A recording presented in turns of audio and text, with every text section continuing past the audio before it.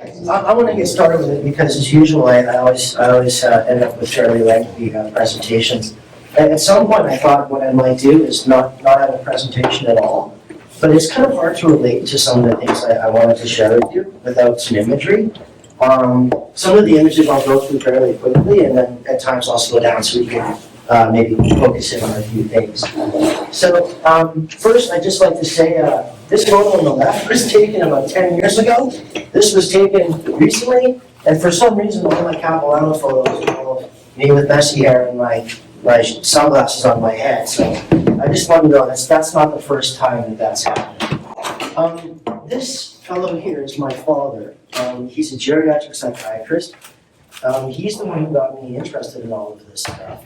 On the left is how he looks when he's happy and relaxed, and on the right is how he looks when he's not so happy and not relaxed. About 3 weeks ago, 11 of his ribs punctured his lung. And this is a picture of him sitting in the waiting room at Lionsgate with a shattered rib cage. So you can see some stress and fatigue on the face. And you'll see that we'll get back to that. We'll discuss this. The brain is a miraculous thing, right? To claim that you understand how it works would be really a stretch. Okay, it's probably the least understood thing that we could possibly contemplate, right? It's that complicated. People were interested in it, but not in the way that you might suspect. For example, the Egyptians, when they were mummifying bodies, would remove the brain because they thought all it was good for was making snot, right? So we've come a long way. In fact, we've come so far since 1543, when I guess you could say the first scientific text was published about the brain. We've come to the point now where we can say things like, the brain is the most complicated object that we know. And I had a problem with this statement for a while, but then I realized that the next most complicated thing requires your brain to think about, right? So I think you can get away with making a statement like this, and it's not me who made it, but I just had a problem with it at first. Your brain does a lot more for you than you might think. Obviously, it's responsible for your thoughts and most of your behaviors, except for maybe some reflexes. And it's actually one of the larger organs in your body. So 3 pounds would be maybe the average. It really depends on the size of the individual. There's no real correlation between the size of your brain and intelligence. So if you've ever heard that's nonsense. It has hormonal functions, so we'll get to that in a second. And it operates on electricity, action potentials. So these depolarizing events, okay? And you can think of it like a computer in some ways, right? It's processing, it's remembering, it's storing long-term, storing short-term. So some of the terminology would be like your, processor chip, RAM memory versus disk memory, et cetera, et cetera. It uses almost exclusively glucose as a fuel, right? It can run on ketone bodies in extreme cases, but fuel is what it prefers to run on. And lately, I've heard people describe it as a machine that operates on wetware.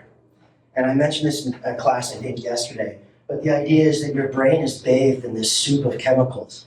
And these chemicals interacting with your synapses and your dendrites, your neurons, essentially determine everything you'll ever experience or accomplish, right?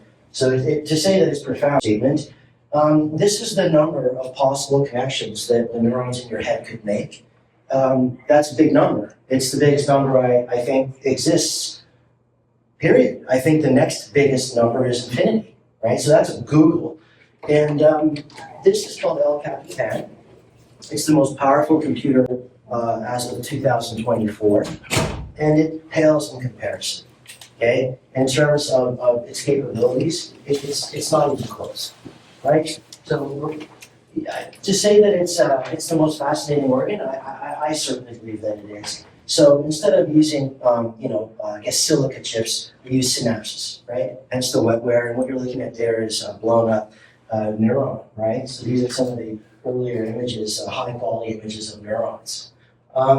Here's just a comparison between a brain and a computer. Energy consumption, power source, the speed. So the best computers are indeed faster than our brains. They can do things much faster than our brains. This is old data. It's probably like a quintillion now. But the point is that there are some things that we can do with our brains that computers cannot do yet, even with AI. That may change fairly quickly, but we're not quite there. To operate this machine, we have an extensive blood vessel network, okay? And if you think simply that, to power this machine up, we have to deliver oxygen and glucose, and we can't interrupt that for very long, okay? If one or the other is interrupted for any length of time, your neurons start to die. And they die fairly quickly compared to other cells in your body. They're very, very fragile. They don't have a good defense strategy against insult or an injury, okay? Oh, by the way, the image I showed you here, this is a PET scan, so it stands for positron emission tomography, and the areas in red are showing the parts of the brain that are working the hardest. So you can see, using the most fuel, right? So they tag glucose in your blood, and then they image it to see where it's being consumed most quickly, or what part of your brain is most active. So we've learned a lot about the functions of different parts of our brain. This is a resin cast of the vasculature of your brain, okay? So it's very extensive. And I'm showing you this because we know, for example, that there's vascular disease, right? So you've all heard of coronary artery disease. So I just want to show you that there's such a thing as cerebrovascular disease. And those two things go hand in hand, okay? So you've all heard of the Healthy Heart Program, I think, right? So the Healthy Heart Program would also be very effective at promoting a healthy brain. And I'm going to show you a little bit about that and some of the, I guess, other things you can do to keep your brain functioning optimally. Most of you who have had any experience working with brains have worked with fixed brains, right? So either alcohol or formalin or something like this. And they become very firm and sort of rubbery. They're not like that at all. In vivo, they're much more like cottage cheese, okay? So very delicate, or jello. And I wanted to make that point because I'm going to show you that if we're not careful, we can damage this structure. To help protect our brain, we have a series of these membranes called meninges. So they surround the brain and help attach the brain to the skull, okay? And vasculature sort of works its way in and amongst these various membranes, and damage to the structure below the membrane can create bleeds, okay? And bleeds sort of on the brain or under your meninges is very, very dangerous, right? It puts pressure on the brain, which destroys it. The bottom of your skull is not a very nice place to be if you're a brain, despite the fact that it's there.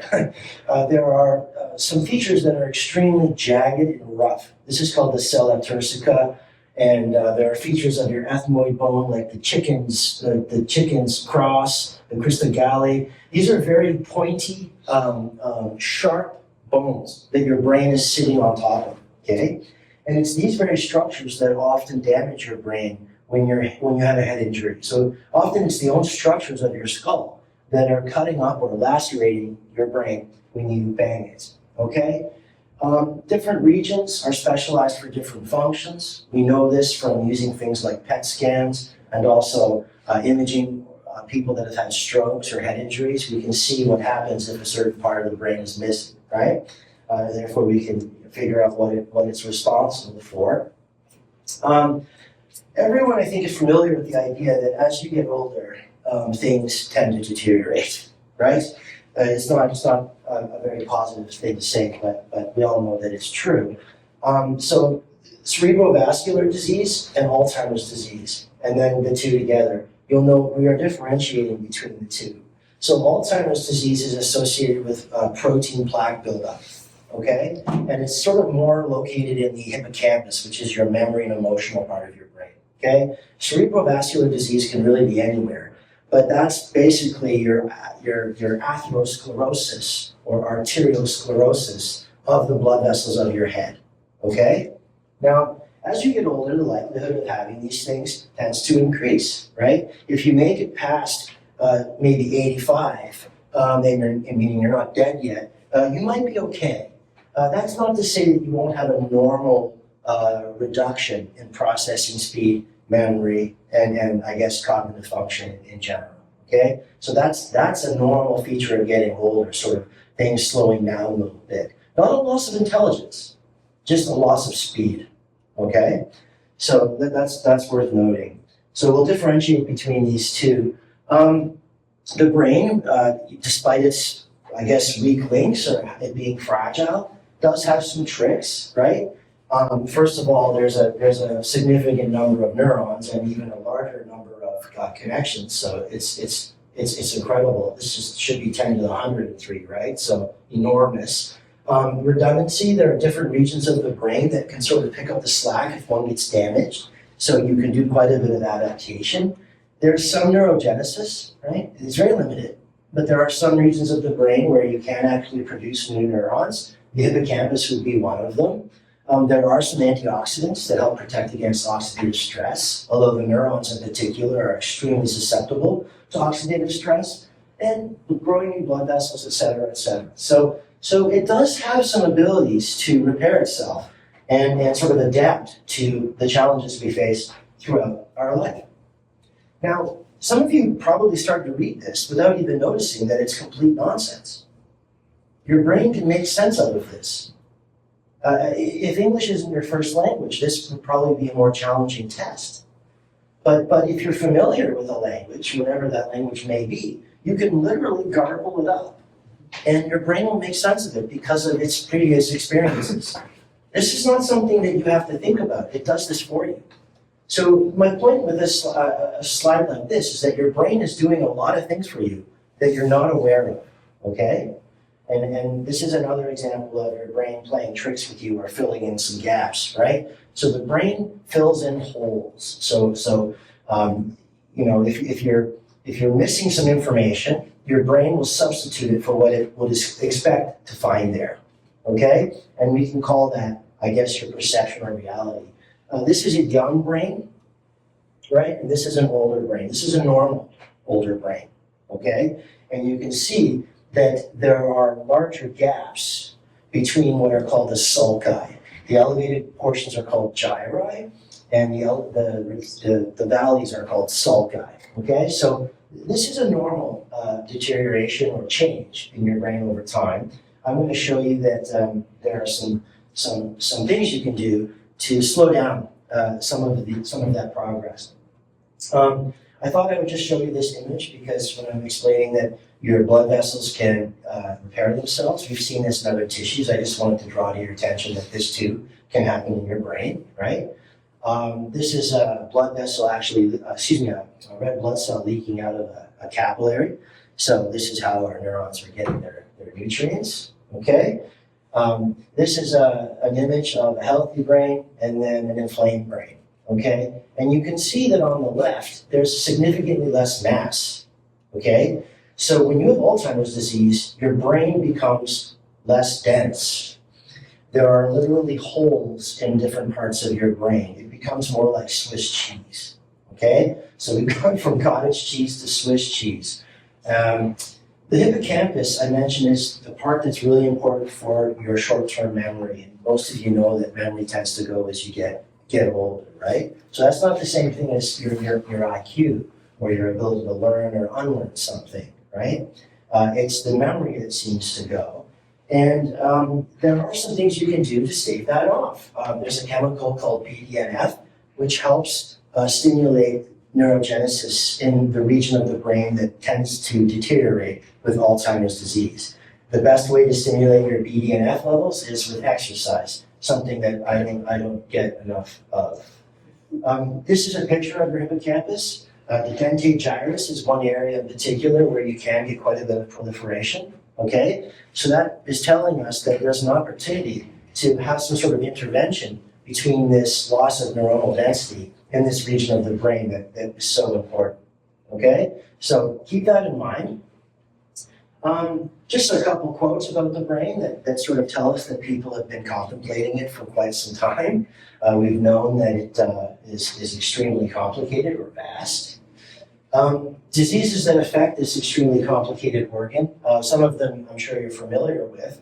We're going to talk a little bit about TBI, so traumatic brain injury, also known as concussion, right? The others, are associated with demyelination, protein plaques, excessive communication between the hemispheres, cancer, HIV, dementia. Dementia, by the way, just means forgetfulness, okay? It means to forget. It's not a normal condition of aging. Dementia is sort of something on top of normal forgetfulness that you see with age, but it's not the same thing as Alzheimer's, okay? So, for example, cerebrovascular disease can lead to a dementia. Alzheimer's associated with a plaque accumulation. All right, aging. We're living a lot longer than we have before. We're living a lot longer than our brains maybe are designed to persist. And because of that, we're seeing a lot more neurodegenerative disorders, right? So in other words, if you don't die of cancer or heart disease or getting hit by a bus, and you live to be about 85, there's about a 1 in 3 chance that you're going to get Alzheimer's disease, okay? Now, I don't want to scare you or discourage you from trying to live a long, healthy life, but that's worth thinking about, right? Some of us are going to live to be 85. If there are 3 of us that make it that long, 1 of us is going to have a brain disease. So what can we do? What can we do to maybe discourage that or reduce that? Here are some statistics I thought you might think is interesting, and I added this morning because I was thinking, well, holy smokes, right? If 1 in 3 people over 85 gets Alzheimer's, and we have more people over 85 than ever before, and we know that there are going to be more people over 85 in the future, that translates to an awful lot of people that are going to have or have Alzheimer's disease.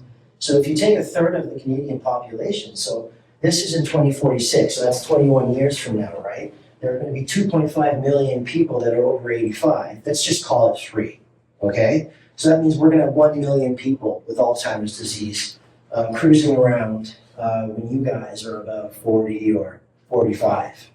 That's really, really something to comprehend. It's a massive, massive problem, okay?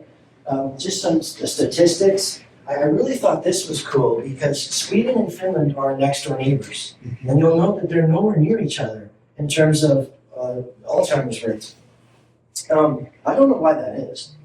Maybe Finland has more elderly people. Maybe there's a big diet change. Maybe they exercise less. I have no idea, but it's a very interesting observation. Yeah. The Finnish people do drink a lot more than the Swedish people. Yeah, I didn't know that. Yeah, a lot. Well, that's an interesting idea.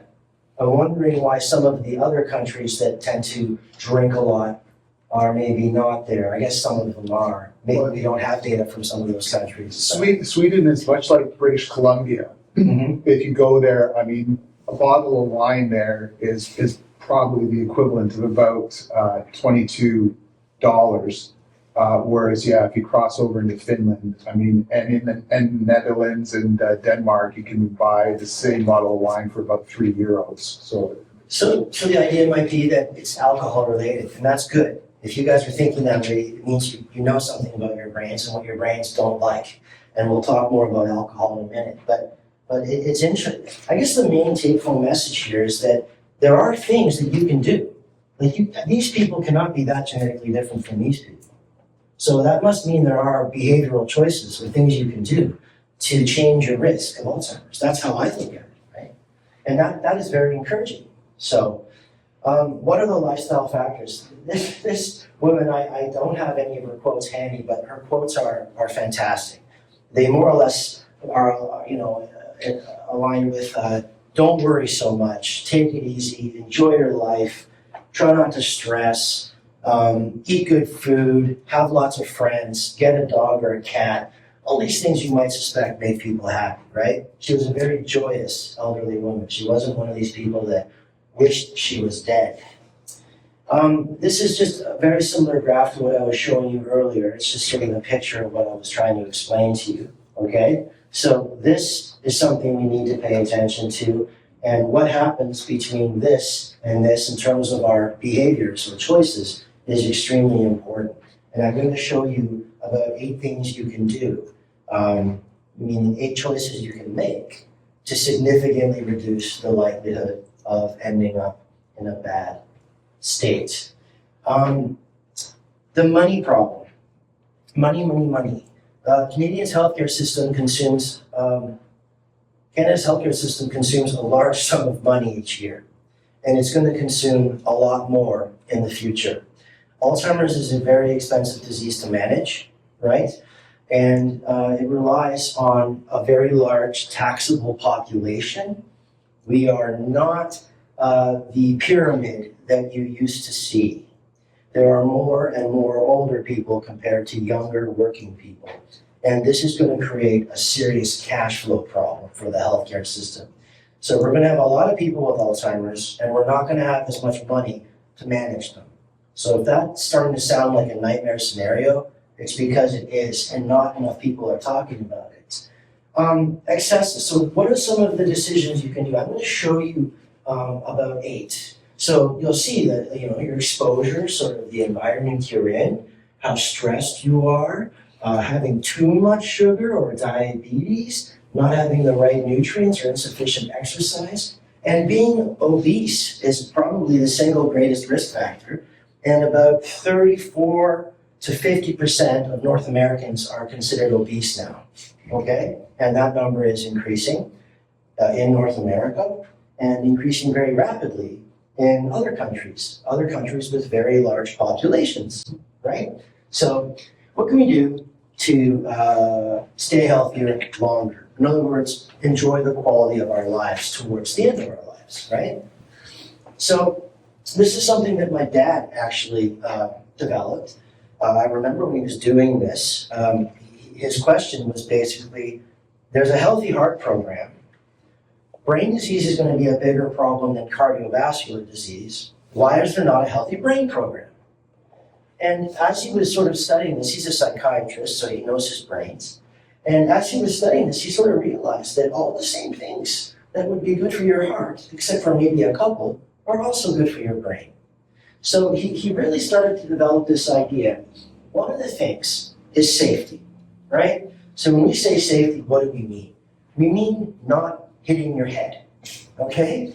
And your brain, strangely enough, has no sense receptors. So you can't feel it when you hurt your brain.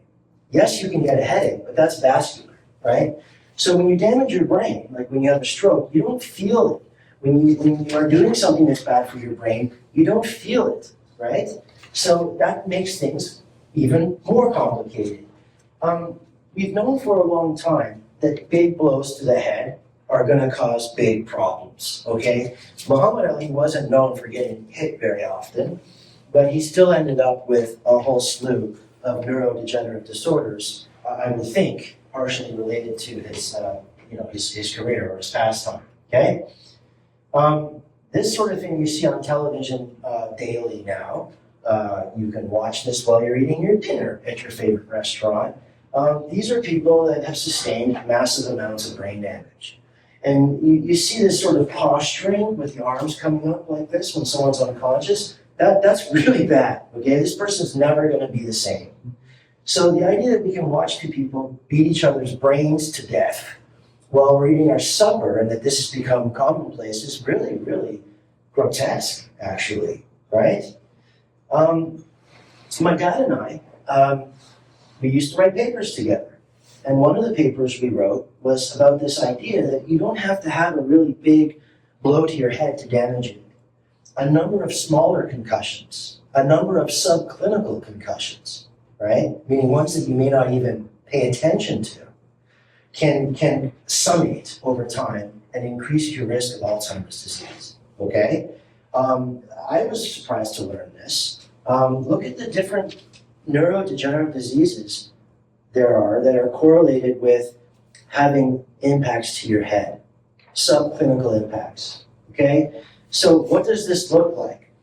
One very classic and unfortunately not uncommon scenario is called shaken baby syndrome. So this is when a parent kind of loses their temper, I guess, and shakes their kid. Now, when you shake somebody who's a lot smaller than you, their head rattles around. And inside of their skull is their brain, so it rattles around. And those same structures I was showing you earlier that are sharp and jagged, they cut up the brain. And it gives your baby or your child brain damage, right? This sort of went unnoticed or unknown for a long time. People didn't really put the two together, but it's a serious, serious problem. What about football and soccer, right? Just simply heading the ball like this damages your brain. So if you're practicing an hour a day heading the ball against the wall, you're spending an hour a day banging your brain into the front of your skull, right? And I'm going to try to convince you that that's not good. This is called chronic traumatic encephalopathy. So the idea is that so apathy means bad or disorder, disease. Chronic, we know what that means. Traumatic, meaning banging your head. And what happens is you can see that it's associated with a significant loss of tissue, right? So it's very pronounced. So we have names for this now, like pugilistica means a boxer's dementia, gridiron dementia. I think that was gridiron himself. That's a dementia or neurodegenerative disease associated with football. So the take home from that is protect your brain. Wear proper safety equipment. Maybe don't participate in sports that involve your brain getting rattled around. Hard message, perhaps, to deliver to your children if you have any. Nutrition. We have a big problem with nutrition in this country. And it's a complicated issue. It's a lot more complicated than just telling somebody that they should eat more vegetables. If it were that simple, we wouldn't have an obesity problem, right? So you can see how our diets changed over time, and it's not a good thing, right? So we have highly processed food that are low in nutritional value. So despite the fact that we're drowning in calories, many of us aren't getting the nutrients we need, including antioxidants. Okay, so look at the obesity rates. This is from a Canadian researcher, Tremblay, out of Quebec City. And I used to do some work with him. And in general, this is the trend in the U.S. So look where we're going, right? So I would argue that the projections for Alzheimer's are even worse than a lot of people have made. How complicated is this issue? I thought this was a fascinating statistic. So when people tend to overeat, they tend to overfeed their pets as well. So this is like this is a mindset that people get into. Cats are not obese in the wild. We've done something. We've made decisions for that cat, and we've made them very unhealthy, and we're doing the same thing to ourselves, okay? So I always thought that statistic was particularly interesting, and it does highlight that we have a complex issue here. We're not eating enough nutritious food. We're eating too much food, but not enough nutritious food. So trapping, the idea is like we use antioxidants to sequester free radicals, okay? And these are just descriptions of some foods that have high amounts of antioxidants. In other words, foods we should be eating more of if we want to protect our body from oxidative stress. I haven't been eating my kale lately. Vitamin D, so this was another thing my dad and I worked on. Keep in mind, this was happening as we were discussing, the 8 pillars of a healthy brain program. Vitamin D, so this is not a vitamin at all. This is a hormone. Your body makes it. People in northern climates often don't have enough of it. Vancouver would be a great example of that. And vitamin D has anti-inflammatory properties, and vitamin D promotes neurogenesis in your brain. So right away, we see a problem here, right? Look at the high-calorie diet versus a nutritious diet. It's almost impossible to overeat calorically if you're eating nutrient-dense food, right? So think of cultures where people eat a more nutritious meal or less refined food. They seem healthier, don't they? I mean, they have their own set of problems, but less obesity in cultures that are eating more balanced, nutritious foods. Exercise. Exercise is probably the single thing you can do that's going to decrease the single thing you can do that will most decrease your chances of developing Alzheimer's, okay? And I don't get enough of it myself. I know darn well how important it is. So again, it's kind of a complicated scenario we're dealing with. Most people, when they're older, get less and less exercise, okay? That could be due to pain or underlying disease, but it's not a good thing. So the idea is that you need to keep moving and you need to keep stressing your bones and muscles because exercising is good nutrition or fertilizer for your brain. And I mentioned to you this BDNF earlier. Exercise is very good at releasing BDNF, stimulating the release of. Okay. Physiological effects of exercise. People feel good when they exercise. In fact, some studies show that regular exercise is even more effective than antidepressants at staving off depression and anxiety, right? So there's a feel-good effect here, which is often associated with serotonin, but we also get more catecholamines like epi and norepi, more BDNF, more blood supply, more neurogenesis. You can see that there are some good things happening here. Indirect effects. So the idea is that if we know obesity is a major risk factor for Alzheimer's, and we know that vascular disease is a major risk factor for cerebrovascular disease or dementia in general, you can see that by just addressing those two things with exercise, regardless of what I've shown you, it can have a huge effect, right? So exercise addresses a number of the other risk factors as well. And that's, I think, a great way to highlight its importance. Mental work, thinking, is extremely important, okay? So the more you think, the better your brain is, okay? And people when they're older and starting now should start, you should start now and never stop stimulating your mind by learning new things and setting up challenges for your mind. It's very important for keeping your brain functioning properly and staving off this disease.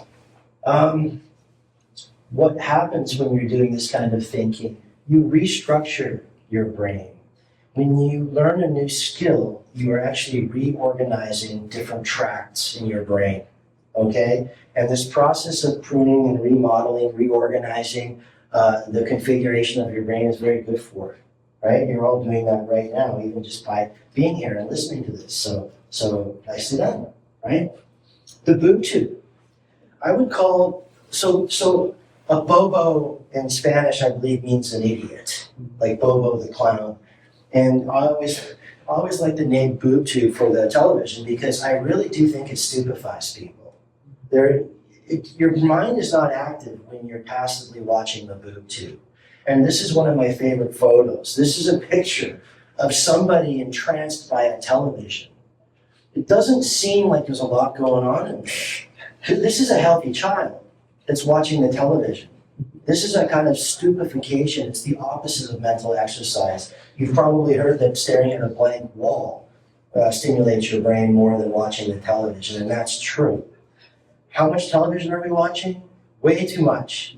Way too much. Okay? So I think that the boob tube has something to do with this. Reading. Most people aren't reading as much. Reading is very good for the brain. You can see how different regions of the brain light up and become active when you're either producing or comprehending language.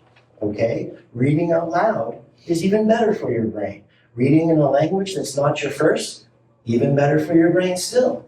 And these are not hard things to do, right? For most people at least, and we should be doing more of them.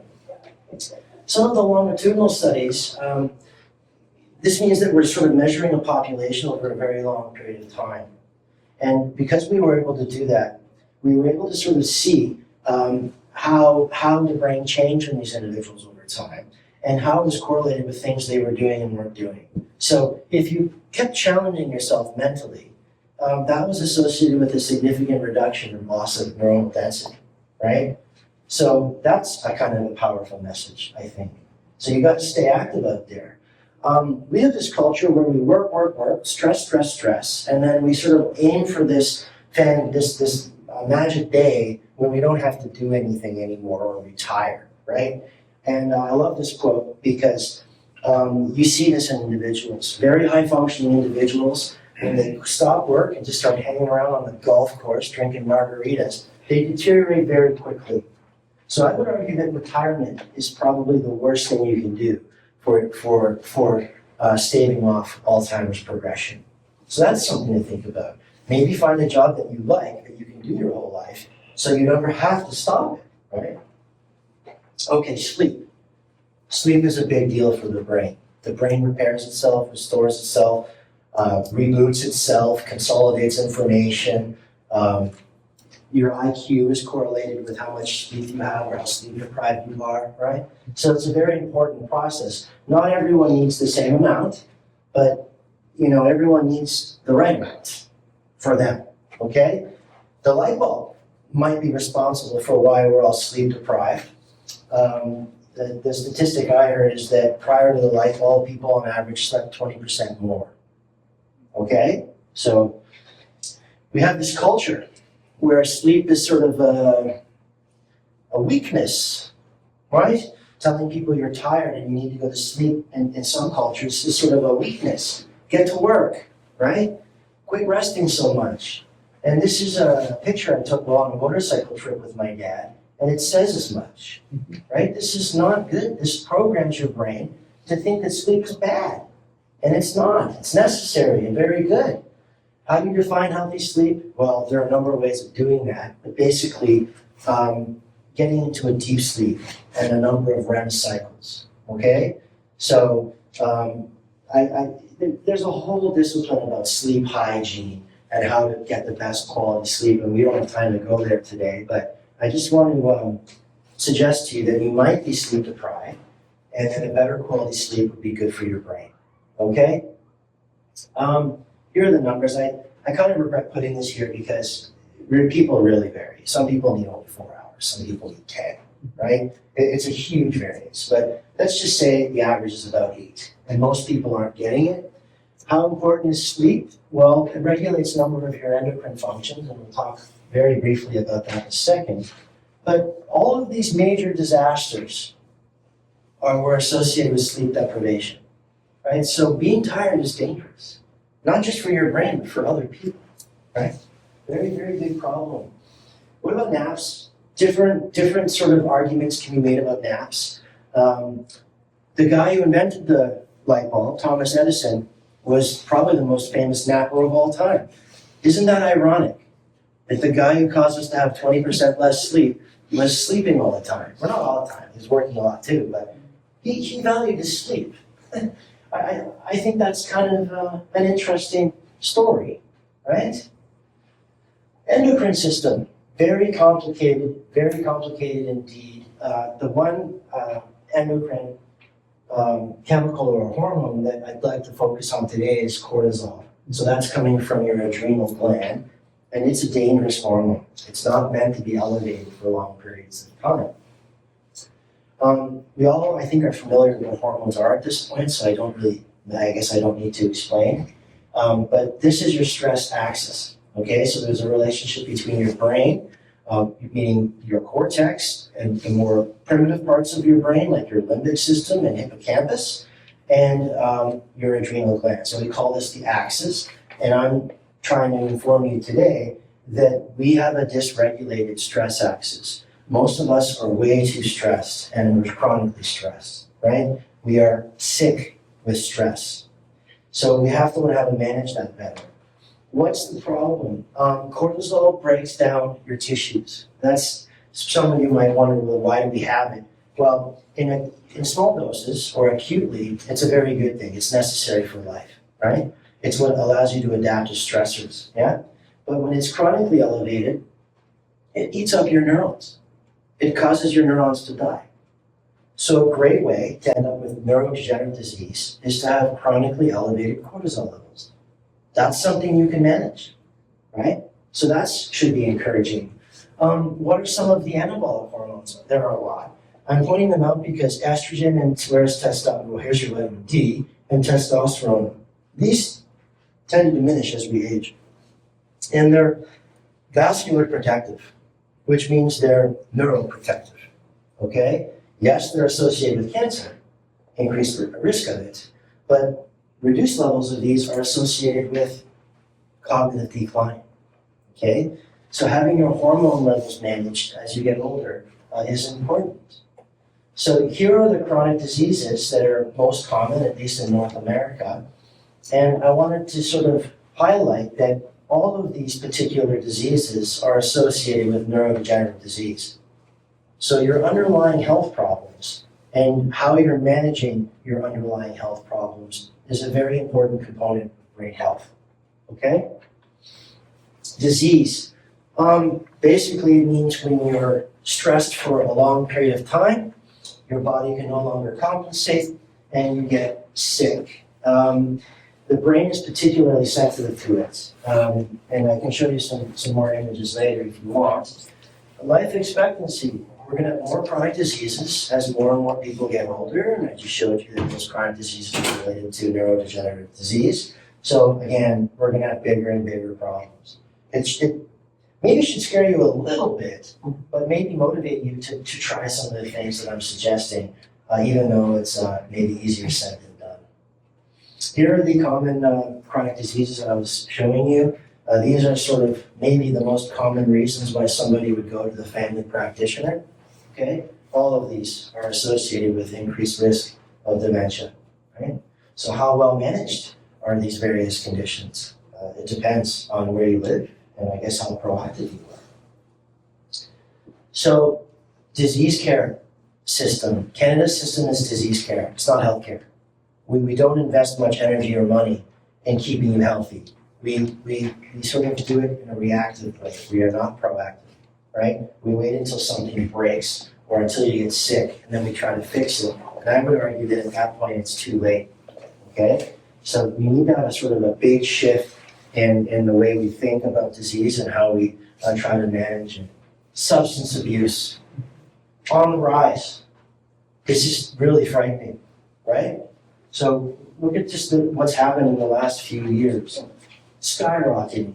All of these chemicals are bad for your brain. All of the individuals abusing these compounds are at increased risk of neurodegenerative disease, right? So it's something to take note of. Here are some images showing you how your brain function changes just even after 10 days of using a particular substance, right? So these are areas that are active in receiving blood flow. These are areas that, well, you can see that it's diminishing, right? It's dangerous. Cocaine, for example, also causes microvascular disease, and we know that the brain relies heavily on its microvasculature, right? All right, alcohol. This country and a number of others have a real big problem with their relationship to alcohol. People from a young age are sort of accustomed to alcohol being part of the equation. It's dangerous. You can see it in various brain scans, what alcohol does to your brain, right? It shrinks it, it pickles it. More likely to have neurodegenerative disease if you're drinking alcohol chronically, okay? This is where I wanted to leave off with you guys, which is stress. This is something that you can manage.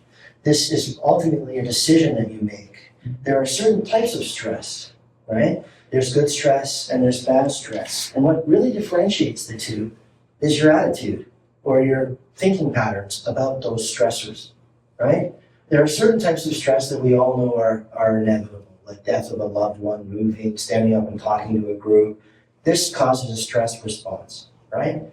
But a stress response is very different than being chronically stressed.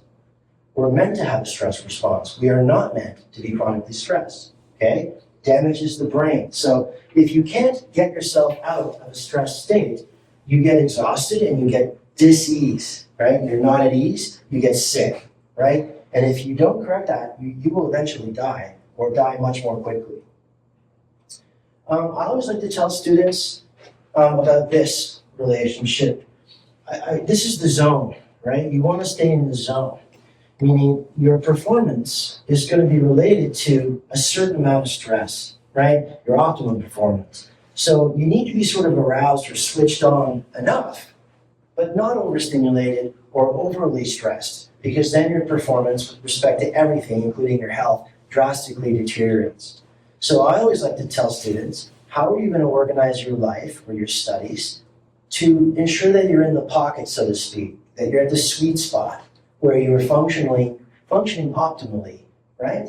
It involves stress management. And it's, again, easier said than done. This is what stress is doing to your brain. This is a chemical that measures neuronal proliferation. So when neurons can proliferate, we can see that with this chemical. And we see that with chronic stress, you not only have chronically elevated cortisol, you can't regulate your stress response as accurately, right? So you have big swings in cortisol, which is toxic to the brain. And the elderly are susceptible to this.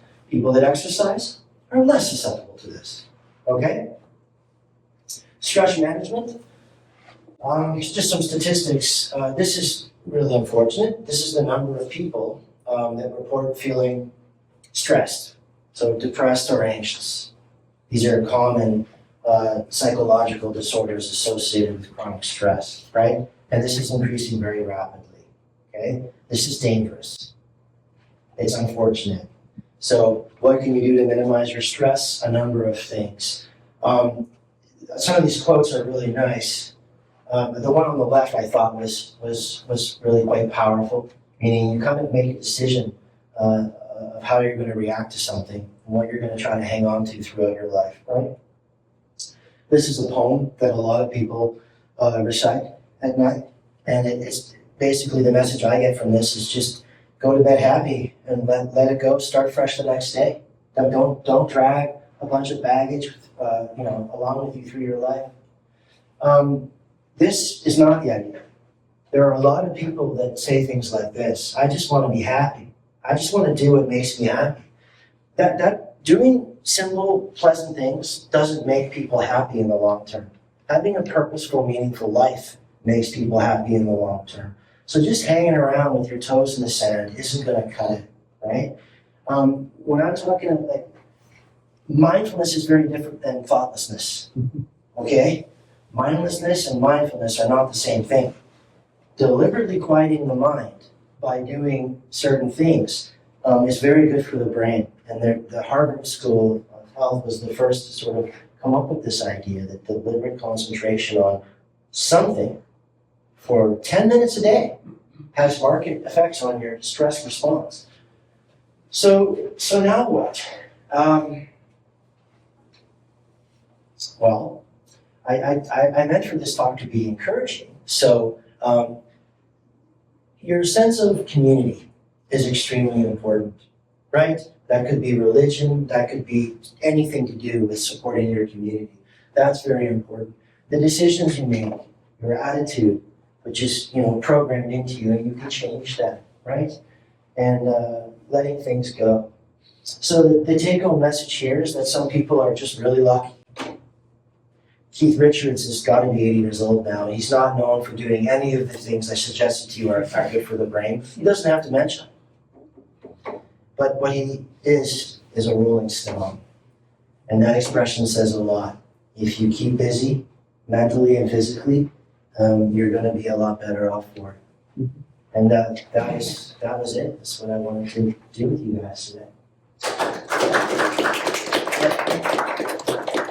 So what do we do now? Do we have cookies and chat? Perfect. Yeah. Thank you. What a nice lecture. Thank you everyone for showing up. And it's perfect. Any questions? If anyone, we can have a question. Yeah, you guys can stress me out with all your hard questions. I do have a question. Like we talked about all different aspects of brain health. What about genetics? How genetics affects our brain health? Big component. Probably about 50%. Oh. Okay, so if neither of your parents or your grandparents had Alzheimer's disease, the likelihood of you getting it is significantly less. Okay, that is a fact. But given your genetic, predisposition, all the things we discussed today can still minimize your chance of getting dementia. Or Alzheimer's, which is a specific type. Yeah. You had that one slide up pretty early on with all of the brain damage associated mental disorders. Mm-hmm. If we look at people who have those disorders, like either genetically or from a pre-existing injury, are they more likely to accumulate others? Yes.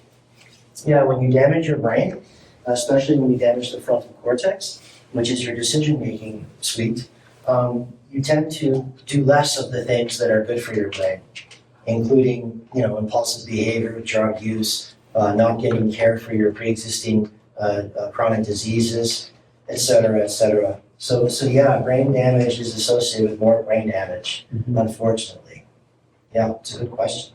Yeah, like we found the talk about the kind of activities you choose to partake in would be fascinating. I was wondering if some of the sports like that we don't usually associate with brain damage or cause more brain damage than the one we talked about. For example, like vaulting. Which one? Vaulting, Yeah. free running, Right. or any kind of sports that actually like involves a drop in momentum, a Right. vertical momentum. Right. We usually like, associate the brain damage with getting punched or getting hit in the face, that sort of stuff. Because I would argue that your your ventral, and then your dorsal part of your brain, occipital and frontal lobe, are more protected. So Yeah. that against those drops in the momentum that. Well, I guess it depends on the positioning of the head when you decelerate, Right. right? I'm not a sport expert, but I think there is a little bit of a conundrum here, which is that physical inactivity is associated with neurodegenerative disease. And so the question then is, am I better off playing soccer and heading the ball, Yeah. or not doing soccer or not doing sports? Yeah. These are very difficult questions to answer. But you could make the conclusion that doing something like swimming would be better for your brain than something involving bouncing your head against something. Right. Right? It's tough to say. I had this dilemma. So I got in a lot of trouble with a colleague of mine. She was a young mother and her children were playing football. And I made some comment to her that, letting her children play football was maybe a bit careless, because we know football is associated with brain damage. And she got very angry at me. Basically, she felt that I was accusing her of being a bad mother, which I of course wasn't trying to do. But she later explained to me that, like, if my kid's not playing football, what is he going to be doing with that time? Drugs? Who knows, right? So this is these are complicated issues, multifactorial issues, right? You also mentioned on one slide that like shaking babies when they are like quite small, that might have some kind of effect on their brain. Definitely. But I was reading somewhere that while they are in womb, because of the blood pumping, there is certain motion which they are through the environment they get cooled down. Yeah. So I guess it depends on what the mother's doing while she's bringing the fetus to term. We know that physical exercise in mothers is associated with better brain health in the children. So even the effects of exercise on your child's health starts before the child's even born, which is interesting. I haven't heard that blood supply, fetal blood supply, is causing the brain to rattle around. The fetus is enclosed in a sac of fluid, which would buffer against a lot of traumas, right?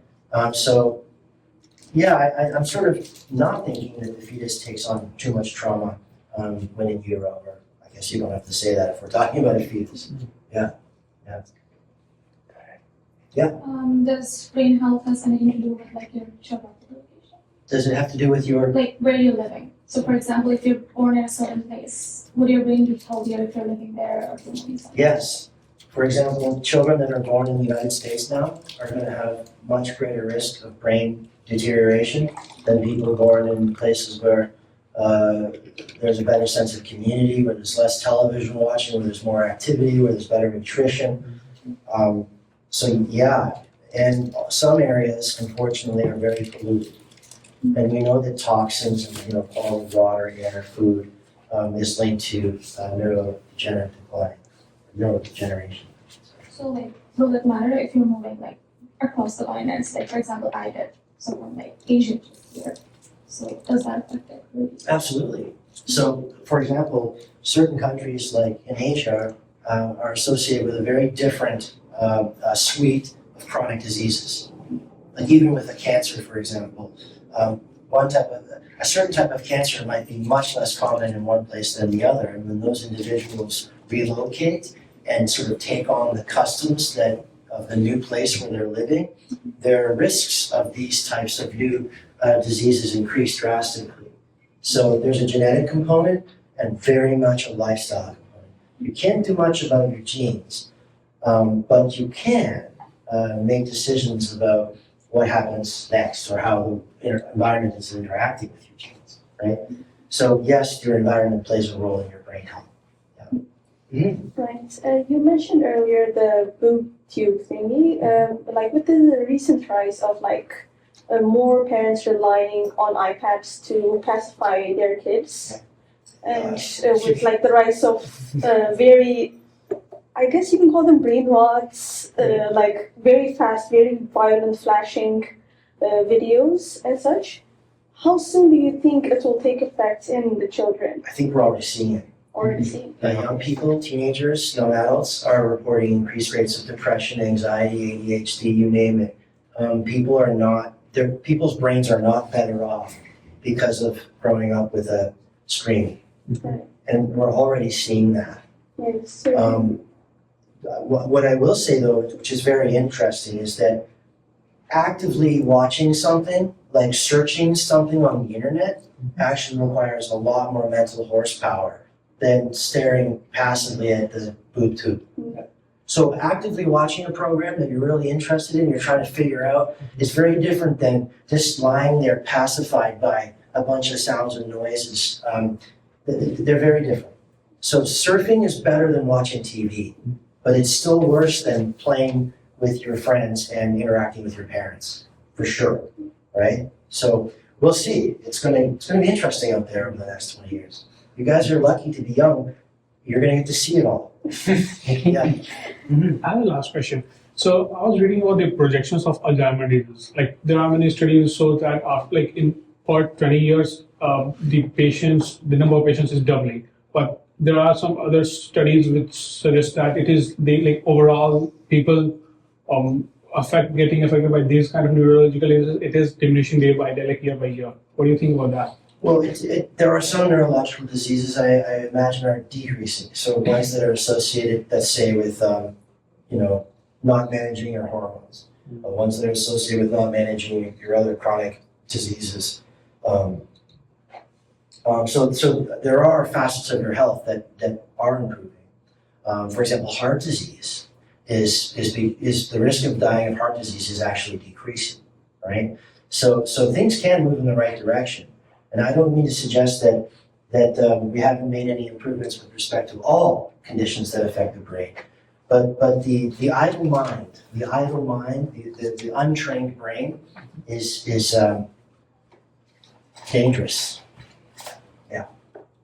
This is a bit, I'm not sure if this is a question that even has an answer yet, but as you're aging, what is more recommended? Having one hobby like chess and sticking to it, or having multiple hobbies like chess and a bunch of other ones and doing less in all of them, but just being a bit more of a jack of all That's a very trades? good question, and I don't know the answer for sure. But I would go with variety is the spice of life.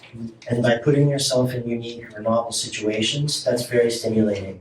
So as long as you're doing it in a way that's not stressing you or overwhelming you, I would say that the variety and doing different things, getting out of your comfort zone is best. Yeah.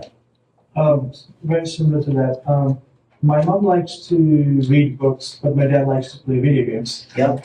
Which one would help them turn on? I suppose it depends on the book and it depends on the video game. but let's say that we've been reading books for a lot longer than playing video games, and we know that reading books is good for you. Mm-hmm. We don't really know what video games are going to do for us. At all. I haven't heard that they're doing anything good for us. Especially if you consider the other parts, which is like you might be playing video games instead of sleeping. You might be playing video games instead of walking around. You might be eating potato chips while you're playing video games. But these are tough questions to answer. Multifactorial. That's why context is important too, right? Yeah. If your dad's playing video games, but he's getting out and walking 5 kilometers a day, and your mom is sitting in the chair reading 3 books a day, then I would say, go dad, play lots of video games, right? It's Team Dad now. Well, yeah, you have to sort of balance all these things out. Like if you're drinking too much, smoking too much, not getting out to exercise, eating garbage, playing video games, that's a problem. If you're doing 7 of the right things and playing video games, it's probably not a problem at all, right? So it's a balance. It's a balance. It's basically the way you take care of the rest of your health. It just goes back to brain and health. Like if you take care of your nutrition and your health and all that, it just like you said, it goes to the heart as well. It's the same things for the brain as well. more or less. More or less. Yeah, none of the things we talked about today aren't also associated with heart damage, right? So, if that's simpler, in fact, that's kind of an interesting idea. I mean, just promote the Healthy Heart program more, Yeah. and people will have healthier brains as well.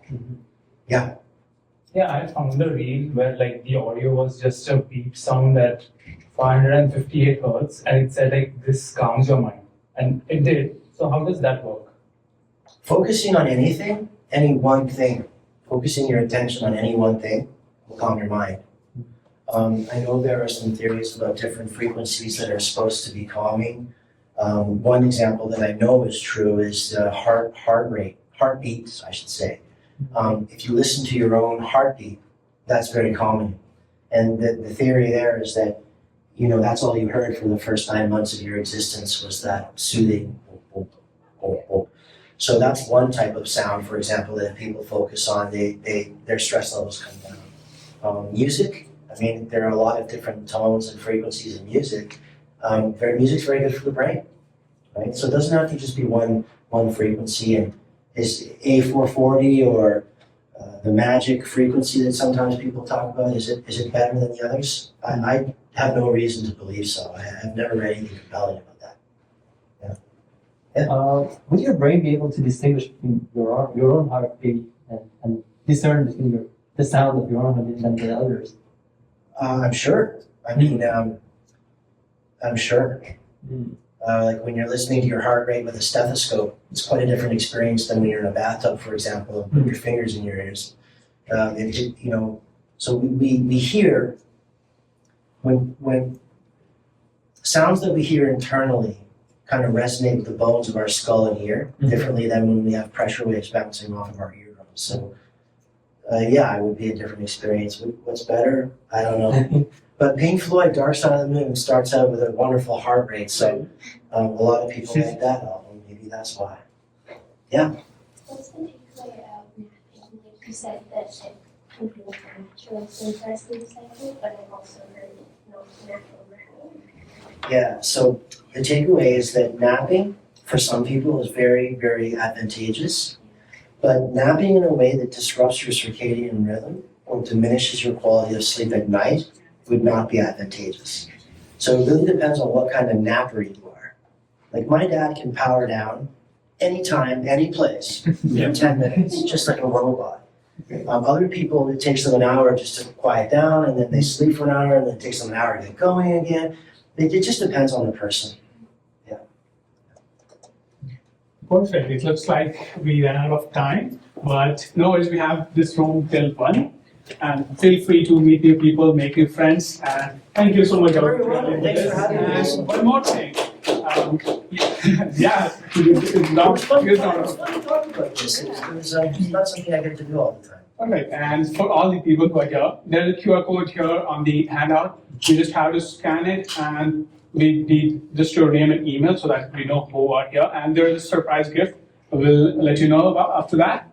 So it won't take more than a minute. So whenever you're free, feel free to grab food and hang with just. I think you guys are doing a really good thing. I commend you for that. This is a very good thing to be doing, sharing ideas and getting together. And I want to be able to help keep this going and growing. So please consider me an ally in that.